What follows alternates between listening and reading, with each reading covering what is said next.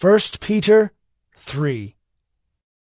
Likewise, wives, be subject to your own husbands, so that even if some do not obey the word, they may be won without a word by the conduct of their wives, when they see your respectful and pure conduct.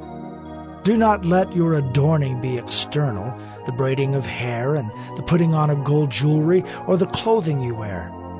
But let your adorning be the hidden person of the heart, with the imperishable beauty of a gentle and quiet spirit, which in God's sight is very precious.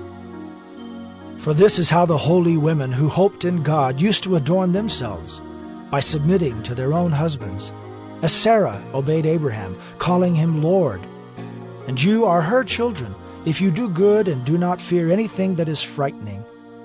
Likewise, husbands, live with your wives in an understanding way, showing honor to the woman as the weaker vessel, since they are heirs with you of the grace of life, so that your prayers may not be hindered.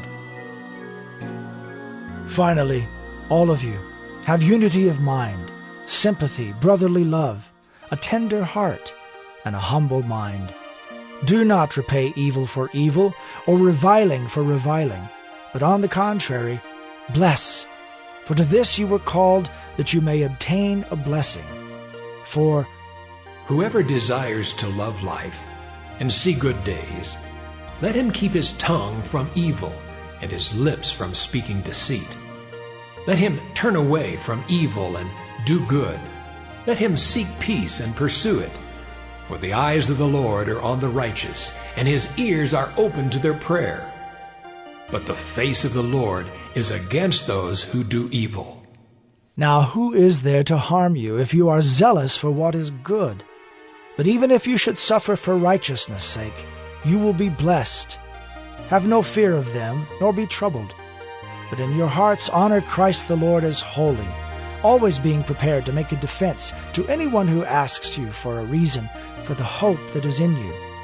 Yet do it with gentleness and respect, having a good conscience, so that when you are slandered, those who revile your good behavior in Christ may be put to shame. For it is better to suffer for doing good, if that should be God's will, than for doing evil. For Christ also suffered once for sins, the righteous for the unrighteous, that he might bring us to God, being put to death in the flesh, but made alive in the Spirit, in which he went and proclaimed to the spirits in prison, because they formerly did not obey, when God's patience waited in the days of Noah, while the ark was being prepared, in which a few, that is, 8 persons, were brought safely through water.